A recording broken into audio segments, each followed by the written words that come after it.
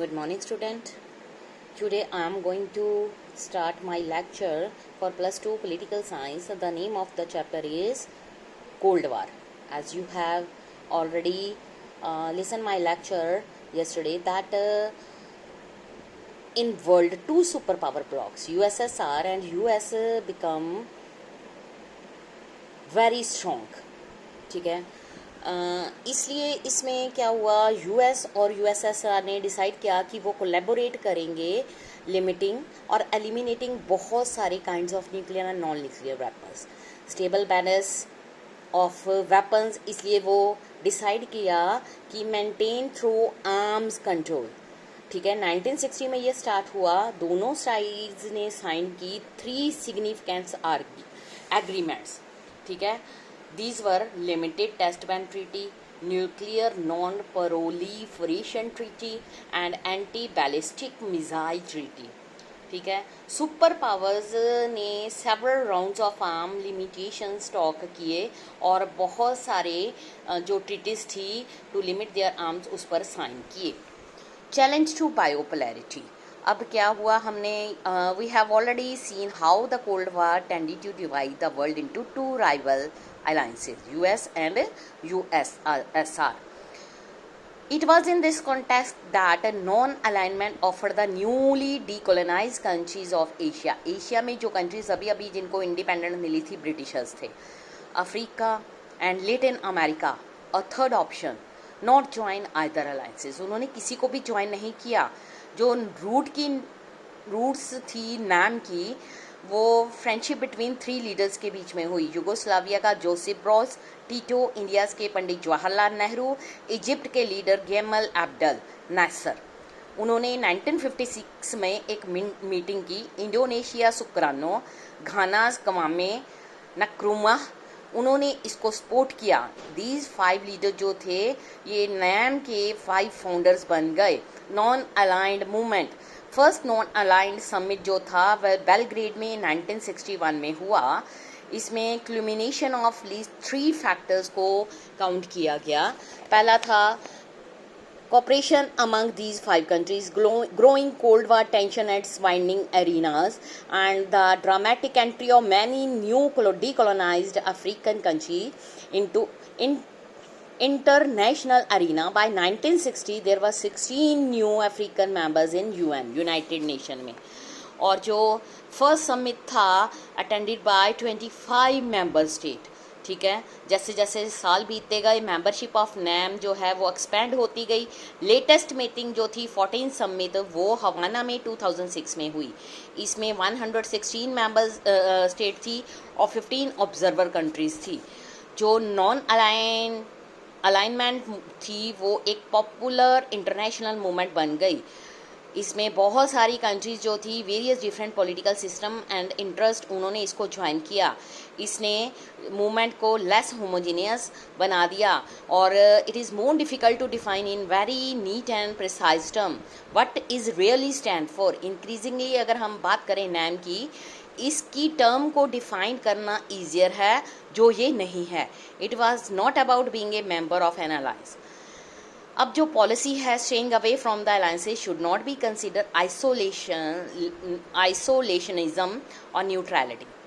Non alignment is not isolationism, since isolation जो है remaining of aloof from world affairs. Isolation जो है sum up the foreign policy of US from the American war of independence in 1787 up to the beginning of first world war. उसके बाद in comparison the non aligned countries including India played an active role in mediating between 2 rival alliances and cause of peace and stability. Strength was based on their unity, resolve to remain non-aligned despite the attempt by the 2 superpowers to bring them into their alliances. Non-alignment is also not neutrality. ठीक है, neutrality refer to parties principally to a policy of staying out of war, war से बाहर रहना। State practicing neutrality are not required to help end a war. They do not get involved in wars. They do not take any position on the appropriations और morality of the war. Non-aligned जो state है including India actually involved in wars for various reasons. ठीक है, they also work to prevent the war between others and tried to end the wars had broken out. New international order मिला. Non aligned जो country थी more than merely mediators थी during the cold war. Challenges जो थे non aligned country के लिए, पहला तो ये था कि a majority of them were categorised as the least developed country, was to be more developed economically and to lift their people out of poverty. Main इनका था कि ये इकोनॉमिकली डेवलप हों और अपने लोगों को गरीबी से बाहर लेके आएँ. इकोनॉमिक जो डेवलपमेंट है वो also vital for the independence of new country. लेकिन कैसे? Without sustain development a country could not be truly free. ठीक है, सस्टेन डेवलपमेंट होनी चाहिए. सस्टेन डेवलपमेंट का मतलब होता है without damaging the environment. It would remain dependent on the richer countries, including the colonial power from which political freedom has been achieved. उसके बाद आ जाओ the idea of new international economic order NIEO. ठीक है, ये originated with this realization. United Nation conference on trade and development जो है UNCTAD brought out a report in 1972. इसको एंटाइटल दिया गया towards a new trade policy for development. इस report ने प्रपोज किया a reform of global trading system. इसमें क्या हुआ, लीस्ट डेवलप कंट्री थी control over their natural resources जिसको वेस्टर्न कंट्री एक्सप्लॉइट कर रही थी. उसके अलावा obtain access to western market ताकि जो लीस्ट डेवलप कंट्री हैं वो अपने प्रोडक्ट को सेल कर सकें और ये अपने ट्रेड को मोर बेनिफिशियल बना सकें पुअरर कंट्री के साथ. कॉस्ट ऑफ टेक्नोलॉजी को रिड्यूस कर दिया गया फ्रॉम द वेस्टर्न कंट्रीज और जो लीस्ट डेवलप कंट्रीज हैं with a greater role in international economic institution. उसके बाद क्या हुआ, the nature of non alignment change to give greater importance to economic issue. इसमें क्या हुआ, 1961 में जो फर्स्ट समिट हुआ था बेलग्रेड में, उसमें जो था इकोनॉमिक इशू, ठीक है, economic issue had not be very important. By mid 1970 में ये जो है मोस्ट इम्पॉर्टेंट इशू बन गया, जिसका रिजल्ट क्या हुआ, जो नेम है इकोनॉमिक प्रेशर ग्रुप बन गया. 1980 में NIEO ने इनिशिएटिव लिया लेकिन वो फीड हो गया mainly because of stiff opposition from the developed countries who acted as a united group. While the जो नॉन अलाइन कंट्री थी उन्होंने स्ट्रगल किया for maintain their unity in the face of this opposition. उसके बाद India and the cold war. ठीक है, as a leader of NAM, India's जो responses to the ongoing cold war was twofold. One level, it took particular care in staying away from two alliances. ठीक है. Second, it raised its voice against the newly decolonized countries becoming part of these alliances. India की policy neither negative nor positive. जो नेहरू थे वो reminded the world non alignment was not a policy of fleeing away. On the contrary, India was in favor of actively intervening in the world affairs to soften Cold War rivalries. India ने जो differences थे between the alliances उसको reduce करने की कोशिश की, prevent differences from escalating into a full scale war. Indian diplomats and leaders जो थे उन्होंने कम्युनिकेट किया एक दूसरे के साथ, mediate between cold war rival such as Korea war in early 1950. उसके अलावा एक इम्पॉर्टेंट है याद रखने की बात कि इंडिया ने ये चूज़ किया to involve other members of non aligned group in this mission. Cold war में इंडिया ने रिपीटेडली ट्राई टू एक्टिवेट वो रीजनल इंटरनेशनल ऑर्गेनाइजेशन जो अलायंस का पार्ट नहीं थी, जिसको USSR ने लीड किया था. नेहरू जी ने रिपोज्ड किया great faith in genuine commonwealth of free and cooperative nations that would play a positive role in softening not ending the cold war. ठीक है, नॉन अलाइनमेंट वाज ये एक सजेशन नहीं है, नोबल इंटरनेशनल कॉज है to do what with India's real interest. Non aligned जो posture है उसने इंडियाज के इंटरेस्ट को वेरी डायरेक्टली सर्व किया. दो वेज के साथ। नॉन अलाइंड ने अलाउ किया इंडिया को कि वो इंटरनेशनल डिसीजन ले, stances that serve its interest rather than the interest of the superpowers or their allies. Second, India was often able जो था वो balance one superpower against the other. If India felt ignored, unduly pressurized by one superpower, it could lift towards the other. ठीक है. Neither alliance system could take India for granted or bully each. उसके बाद India की जो policy थी non alignment was criticised on a number of counts. ठीक है. First, India's non alignment was said to be unprincipled in the name of pursuing its national interest. India, it was said, often refused to take a firm stand on crucial international issue.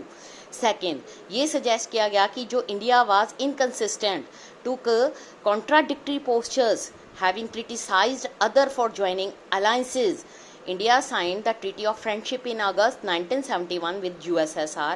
For 20 years के लिए उसने sign किया. ये regarded है कि particularly by outside observers as virtually joining the Soviet alliance system. Indian government का ये view था कि इंडिया को diplomatic and possibly military support चाहिए थी बांग्लादेश के जो क्राइसिस थे उसको ख़त्म करने के लिए. और एनी केस जो ट्रीटी थी did not stop India from having good relation with other countries including US. उसके बाद नॉन अलाइनमेंट जो एक स्ट्रेटजी थी कोल्ड वार के कॉन्टेक्स्ट में शुरू हुई थी. उसके अलावा डिसइंटीग्रेशन ऑफ यूएसएसआर में क्या हुआ, कोल्ड वार का एंड हो गया 1991 में. Non alignment both has an international movement core of India's foreign policy, उसका जितना भी रेलिवेंस और इफेक्टिवनेस था वो खत्म हो गया. Non align contain some core values enduring ideas. ठीक है, ये रिकॉग्निशन पर बेस था डीकोलोनाइज स्टेट्स की और इसने एक हिस्टोरिकल एफिलिएशन भी शेयर किया और ये एक पावरफुल फोर्स बन गया. अगर ये दूसरी अलायंस के साथ मिलकर काम करता तो शायद ये और भी ज़्यादा स्ट्रॉन्ग हो जाता. उसके बाद it mean that the poor and often very small country of the world need not become followers of any big power. ठीक है, they could pursue an independent foreign policy.